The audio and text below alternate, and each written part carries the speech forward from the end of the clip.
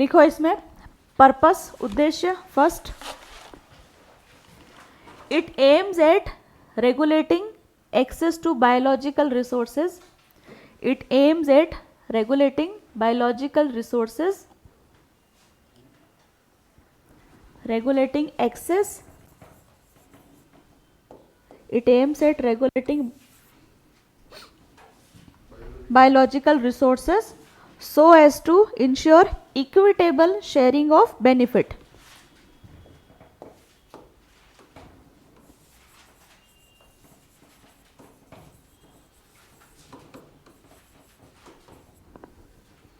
यानी कि जैव विविधता से मिलने वाला जो फायदा है उसको क्या करता है, ये रेगुलेट करता है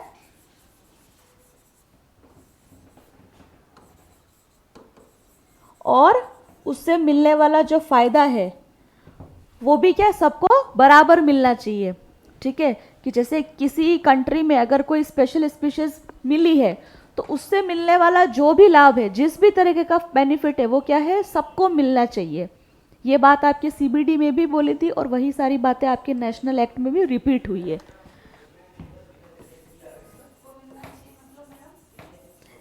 मैंने आपको उस दिन एग्जाम्पल भी दिया था। फॉर एग्जाम्पल, अगर किसी कंट्री में कोई स्पेशल प्लांट मिल गया, ठीक है, उसके अंदर वो प्रॉपर्टी है कि उससे दवाई बन सकती है और वो दवाई हो सकता है कि कोविड में एज अ वैक्सीन के तौर पे काम आ सकती है। तो अगर कोई और कंट्री भी चाहे कि उसके जो सैंपल्स है आप हमें भी भेजो, हम भी उसकी मेडिसिन बनाएं, ठीक है, या फिर हम भी उसके प्रोडक्ट को यूज़ कर सके, तो हर कंट्री कर सकती है। उस पर उस पर्टिकुलर कंट्री का एकाधिकार नहीं हो जाएगा जहाँ से वो मिली है या जिनको पहले मिली है। ठीक है, तो ये कि वो भी है तो बायोडाइवर्सिटी है, तो उसका फ़ायदा जो क्या है वो हमको मिलना चाहिए। तो अब फ़ायदा मिलने का मतलब ये नहीं कि मनमाने तरीके से उसका अगर ट्रेड हो रहा है तो उसमें रेगुलेशन होने चाहिए। तो ये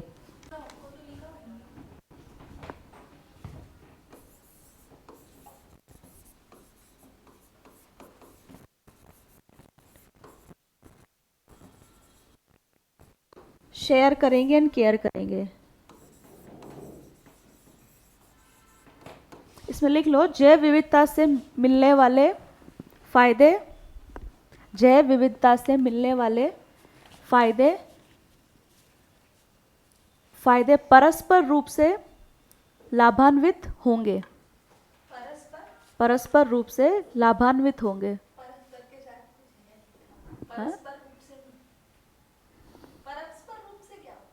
म्यूचुअली बेनिफिट लाभान्वित होंगे। दूसरा पॉइंट लिख लो कि जैव विविधता के जो फायदे हैं, जैव विविधता के फायदे सबको मिलने चाहिए।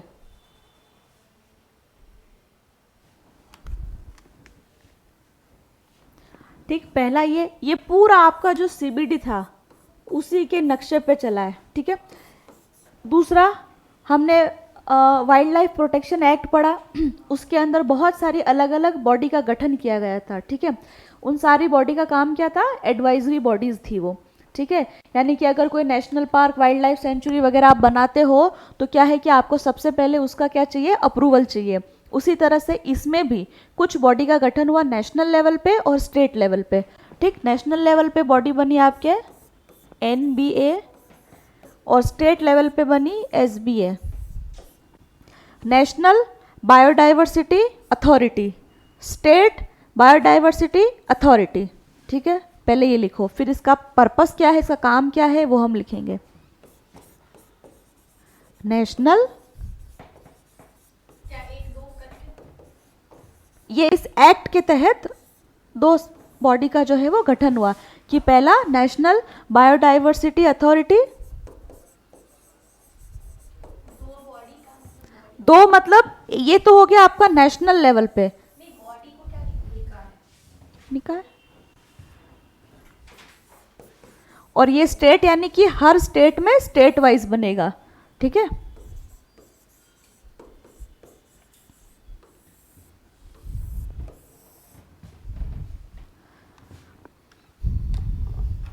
अब इनका पर्पस कि इनका मकसद क्या है। ठीक है, तो देखो हम क्या बोल रहे हैं कि बायोडाइवर्सिटी से मिलने वाले जो भी फायदे हैं वो सबको बराबर रूप से इक्वली रूप से मिलेंगे, ठीक। तो जैसे कोई भी नई स्पीशीज हमारे यहाँ मिली है, या हमने किन्हीं दो स्पीशीज में कुछ एक्सपेरिमेंट करके हमने कुछ तीसरा हाइब्रिड बनाया है, और अगर कोई दूसरी कंट्री चाहती है कि हमें भी उसके केमिकल कंपोजिशन या फिजिकल प्रॉपर्टी के बारे में पता चलना चाहिए, मतलब डेटा, हम उस प्रजाति के बारे में, स्पीशीज के बारे में चाहते हैं कि हमें पूरा का पूरा डेटा मिले, ताकि हम भी अपने लेवल पर एक्सपेरिमेंट करें या फिर उससे प्रोडक्ट बनाएं। तो उसके लिए क्या होगा, सबसे पहले या तो आपको सैंपल भेजना होगा यहाँ से, या फिर उसका डेटा भेजना होगा। तो अब जब जब भी ऐसा होता है कि ज़रूरत पड़ती है कि आपको सैंपल या उससे जुड़ी हुई कोई भी इंफॉर्मेशन अगर किसी और कंट्री को ट्रांसफ़र करनी है, तो उसमें इन बॉडी के अप्रूवल की ज़रूरत होगी, ठीक है। हम बोल रहे हैं कि परस्पर रूप से लाभ होगा, तो लाभ होगा तो इसका मतलब ये नहीं कि ऐसे ही हम दे देंगे। एक इनके ऊपर कोई ना कोई एक बॉडी बैठी हुई है, उसका अप्रूवल चाहिए, कि अगर उसका अप्रूवल है, वो अप्रूव करती है कि हाँ ये देखो, ये अप्रूव करेगा किस बेसिस पे, ये चेक करेगा कि ये जो जो भी डेटा है, जो भी इंफॉर्मेशन है, क्या ये ह्यूमन के लिए ज़रूरी है या नहीं, इससे इंसानों को फ़ायदा है या नहीं, ठीक। ये सारे एंगल वो चेक करेगा, उसके बाद ही वो क्या करेगा, उससे जुड़ा हुआ जो भी डेटा इन्फॉर्मेशन है वो आपको सेंड कर देगा, ठीक। लेकिन अगर कोई भी प्रजाति है, कोई भी पेड़ पौधे हैं, उनका यूज़ हमारी कंट्री में कोई वैद हकीम ये लोग करते हैं, तो उनको किसी अप्रूवल की ज़रूरत नहीं पड़ती है, ठीक है। ये आपको ध्यान रखना है। या ये किस एस्पेक्ट में बात हो रही है, इंटरनेशनल लेवल पर। जैसे कई बार होता है, जैसे कोविड का वैक्सीन बना, ठीक है, उसमें हुआ कि सब कंट्री ने क्लेम किया कि हमने पहले बनाया या उसने पहले बनाया। तो क्या होता है कि अगर आपको उस दवाई का कंपोजिशन पता चल जाता है, फॉर्मूला पता चल जाता है, तो क्या होगा कि भाई आप भी बना सकते हो, आप भी बना सकोगे और आप भी बेच सकोगे, और लोगों को जो है वैक्सीन लगती रहेगी, ठीक है। जैसे क्या हुआ था, सेकेंड वर्ल्ड वॉर हुआ था, ठीक है, तो आइंस्टीन जो था वो भाग गया था, ठीक है, जर्मनी से उसको भगा दिया था। हिटलर जो गैस चैम्बर में लोगों को डाल रहा था, उसमें आइंस्टीन भी था, वो वहाँ से भाग गया, और E=mc² जो उसका फॉर्मूला था, वो उसने किसको दे दिया, अमेरिका को दे दिया। तो फिर अमेरिका ने न्यूक्लियर बॉम्ब बनाया और फिर हिरोशिमा नागासाकी के ऊपर डाल दिया। तो ये क्या हुआ कि वो फॉर्मूला था किसका, आइंस्टीन का खुद का था, लेकिन उसने क्या किया, किसी और को दिया। तो आप बिल्कुल ऐसे ही समझो कि हो सकता है किसी एक कंट्री में कोई चीज़ आपको पहली बार मिले या दिखे, लेकिन ऐसा नहीं कि उसका फ़ायदा सिर्फ आप ही लोगे, कोई और कंट्री भी आपसे मांग सकती है। डेटा मांगते हैं, इसमें क्या होता है, जनरली डेटा मांगा जाता है, इन्फॉर्मेशन मांगी जाती है, और उसका केमिकल कंपोजिशन, उसका जो रासायनिक फीचर्स होते हैं कि भाई इसके अंदर ये है, ये है, ये है, फिर वो लोग लेबोरेटरी में टेस्ट वगैरह करके वो भी उसका यूज़ कर सकते हैं। तो लेकिन ये कब होगा, उसके लिए क्योंकि भाई हमारी कंट्री से पहली बार उसको स्पीशीज़ मिली है, दिखी है, लेकिन हमें लगता है कि भेजना है, कोई डिमांड कर रहा है, तो उसके लिए इन बॉडी का अप्रूवल चाहिए। नेशनल लेवल पे आपकी नेशनल है, और हर स्टेट वाइज में आपकी स्टेट बायोडाइवर्सिटी अथॉरिटी बनी हुई है, ठीक।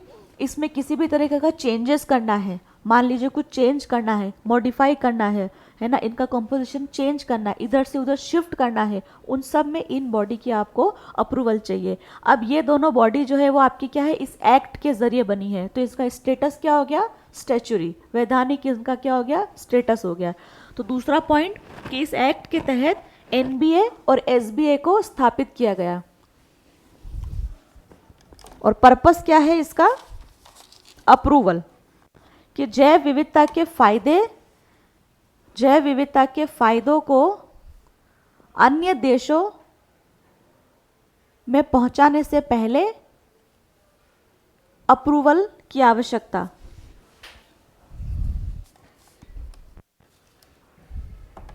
अन्य देशों में, हाँ,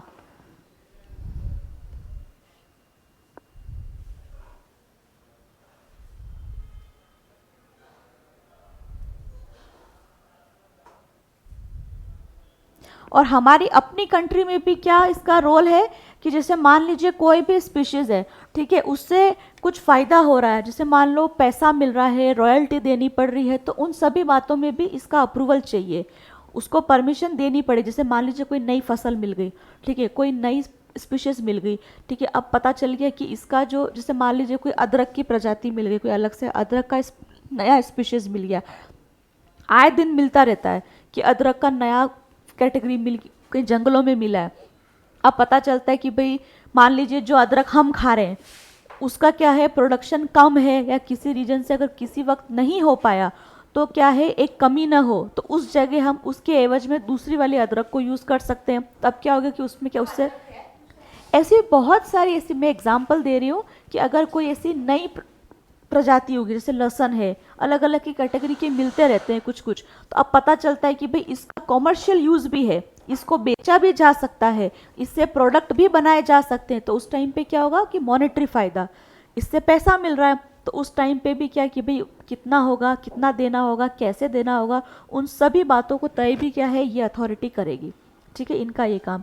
और अगर आप फॉरेन में ट्रांसफर कर रहे हो किसी भी पर्पस के लिए, बेचने के लिए, रिसर्च करने के लिए, या फिर डेटा दे रहे हो, तो तब भी आपको एनबीए का अप्रूवल चाहिए। ठीक है, लेकिन हमारे यहाँ पे अगर आप आयुर्वेदिक या मेडिसिनल प्रॉपर्टी के लिए कोई वेद, हकीम ये लोग करते हैं इस्तेमाल, तो वहाँ पे उनको क्या है, रोक टोक नहीं है, आप कर सकते हो इस्तेमाल।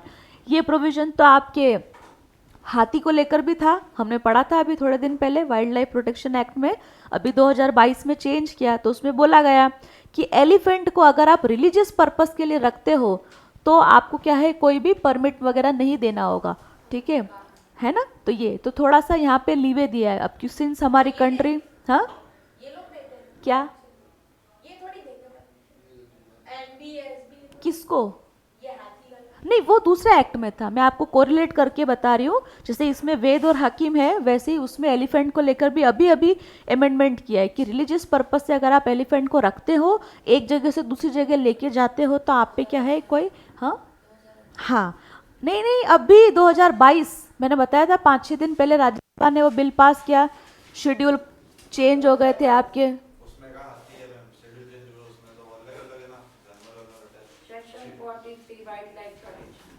याद आया, तो उसमें दूसरे भी तो चेंजेस हुए, उसी में था सेक्शन 43 करके कि एग्जेम्पशन था, उसमें एक्सेप्शन केस था एलिफेंट का, सिर्फ शेड्यूल ही थोड़ी है उसके अंदर, और भी तो बातें हैं। तो यहां पर भी क्या हो गया, वेद हकीम को जड़ी बूटियों पर्पस से उनके लिए छूट है।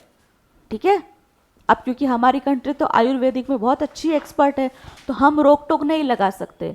हमारे यहाँ से हम कहते हैं भारत खजाना है जड़ी बूटियों का, तो अब अगर हम यूं रोकेंगे तो आयुर्वेदा को तो हम प्रमोट कर रहे हैं। इसका पर्पस क्या हुआ कि वेद हकीम को अलाउ क्यों किया, कि ताकि आयुर्वेद जो है उसको बढ़ावा मिल सके।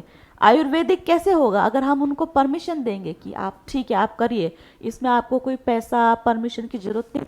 अब जंगलों में जो आयुर्वेदिक वेद वगैरह रहते हैं, हकीम वगैरह, परमिशन थोड़े लेते फिरेंगे, लेकिन अगर कॉमर्शियल पर्पज से यूज करोगे तो आपको परमिशन चाहिए। ठीक है, तो ये आपका ये एक्ट है।